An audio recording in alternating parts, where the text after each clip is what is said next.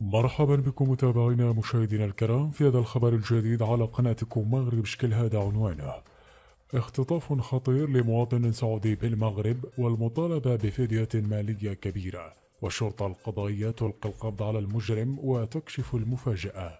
قبل ما نبداو ما تنساش دير جيم واشتراك باش تكون انت الاول اللي كتوصل بالاخبار المغربية دائما. الى التفاصيل.